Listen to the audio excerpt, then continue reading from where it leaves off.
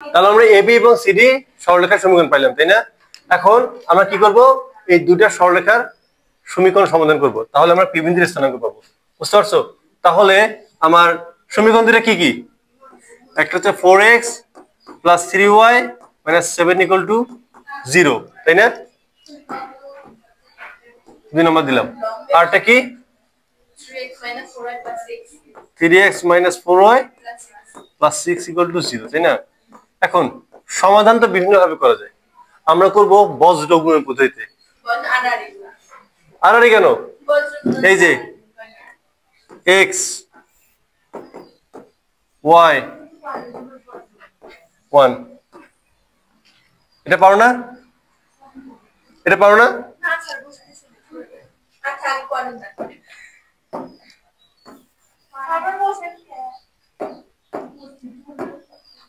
x, দেখো নিয়মটা কি? x এর ক্ষেত্রে মনে করো x নাই, শুধু আমরা সবগুলোকে কাউন্ট করব। তাহলে আমরা কি হবে, এখানে 3 আর এখানে কি 6, দেখো 300 কত? 300 কত? 18। আর সবগুলো গুণ হবে, নিয়ম বজ্র গুণ করার নিয়ম। তাহলে 3 3 সাথে 4 কেন হবে? 3 + 6 আড়াআড়ি। আর এখানে কি হবে? -4 আর এখানে -7, তাহলে কি হবে? 28। আর বিপরীত দিকে গেলে কি আমরা কি নেই? মাইনাস না? তার মানে কি হবে? -28, তাই না? এরপর ওয়াইটা একটু এক্সেপশনাল, ওটা একটু পরে করি। 1 মানে কি? ধ্রুবক। মনে করো আমার নাই, তাহলে আমরা কি করব? 4 এবং -4 নেব, তাই না? তাহলে কত হচ্ছে আমার? -16। আমি কি করবো? 3 আর 3, 3 3 কত? 9। তাহলে কি হবে? -9। বিপরীত দিক মানে এই দিক বরাবর গেলে ধনাত্মক, বিপরীত দিক গেলে কি? মাইনাস, তাই না? এটা আমরা x এবং ধ্রুবকের ক্ষেত্রে দেখলাম, কিন্তু y এর ক্ষেত্রে একটু ব্যতিক্রম হবে। y এর ক্ষেত্রে আমাদের নিতে হবে বিপরীত দিক থেকে ধনাত্মক। তার মানে কি? y যখন নেব তাহলে আমরা কি করব? প্রথমে আমরা 3 আর -7 নেব, ওটাকে আমরা নেব ধনাত্মক। আর এই পাশটাকে নেব আমরা ঋণাত্মক। তাহলে কি হবে আমার? -21, 3 সাথে কত? 21। আর এদিক বরাবর -424। বুঝতে পারছো? এই দুই বেস্টি, বুঝতে পারছো? তাহলে হিসাব করো, x/-10। হ্যাঁ, কত হচ্ছে আমার? হ্যাঁ, -45। 1 কত? -25। উভয় পাশ থেকে আমরা মাইনাসটা বাদ দিতে পারি না? মাইনাসটা, আচ্ছা একটা কাজ করি, উভয় পাশকে হচ্ছে আমরা -5 দ্বারা গুণ করি, সরি হ্যাঁ গুণ করি। তাহলে কি হচ্ছে? x/2, y/9, 1/5। বুঝতে পারছো? তাহলে x/2 = কত? 1/5। তাহলে x = কত? 2/5, ঠিক আছে? আবার y/9 = কত? 1/5। তাহলে y = কত? 9/5। তাহলে কি x y মানটা পাইছি? এটা হচ্ছে আমার নির্ণয় মান। তাহলে x, y কত? 2/5, 9/2। তাহলে বুঝতে পারলা যে আচ্ছা বজ্রগুণন কি আবার কেমন বুঝাইতে হবে? বজ্রগুণন এই দুই বেস্টি তোমাদের বুঝাইতে হবে বজ্রগুণনটা কি?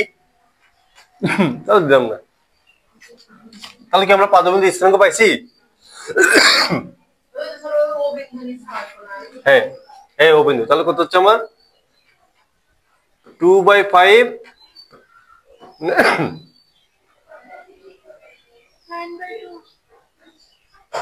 এই 9/5, সরি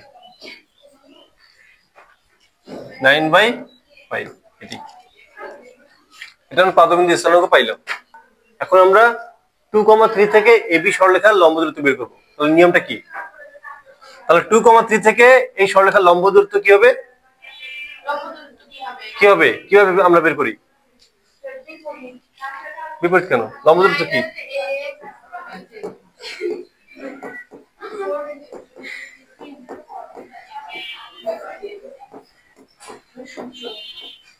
ঠিক আছে? ওই সমীকরণটার এক্স ওয়াই জায়গায় ওই বিন্দুর স্থানাঙ্কটা বসে দেবো, আর ডিভাইডেড বাই এক্স এর সহগ কত প্লাস ওয়াই এর সহগ কত, বুঝতে পারছো নিয়ম আমি তো শিখেছি। কত হচ্ছে আমার এখানে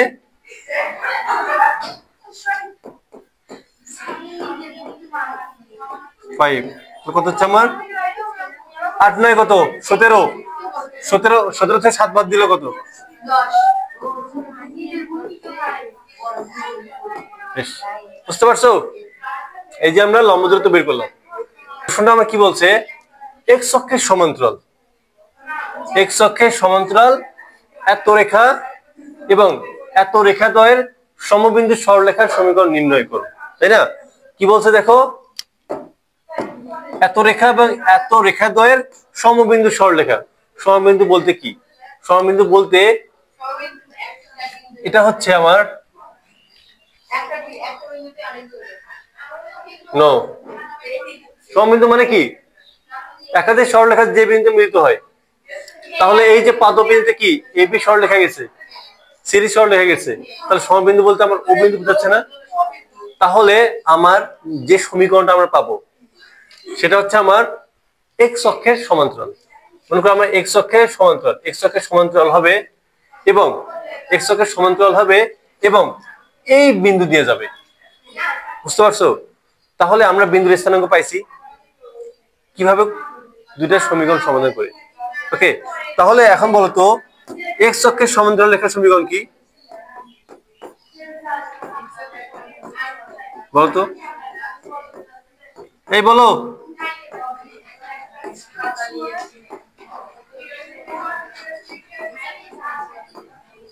এক্স অক্ষের সমান্তরাল রেখার সমীকরণ কি? এটা পারো না, 9 10 থেকে পড়ে আসছো। এক্স অক্ষের সমান্তরাল রেখার সমীকরণ কি? y equal b, y equal b, তাই না? কি শিখালাম? আমরা কি করছি? y ইকুয়াল 4 আমি সেটা বুঝে দিলাম না। y ইকুয়াল 4 বলতে কি এক্স অক্ষের, সরি আমারই উল্টো হয়েছে, মানে কি এক্স অক্ষের সমান্তরাল মানে কি? তাহলে এটা কি 4 না? 4 একক উপরে কি এটা কি এক্স অক্ষের সমান্তরাল না? তাহলে এটা কি একটা ধ্রুবক সংখ্যা না? তাহলে ওটা কি এক্স অক্ষের সমান্তরাল রেখার সমীকরণ কি y ইকুয়াল b না? তাহলে এক নং কত বিন্দুগামী, কত বিন্দুগামী? পাদবিন্দুগামী।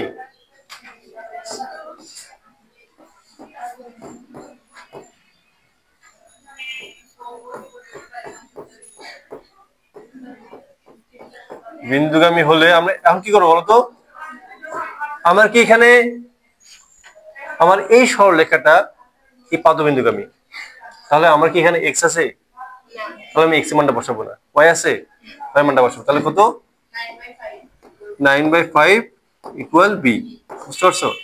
বি এর মান একে বসাই,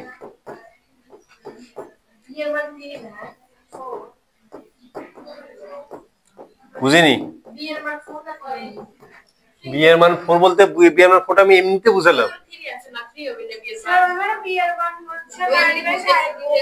হ্যাঁ, তাহলে আমার কত হচ্ছে y ইকুয়াল 9/5, তাই না?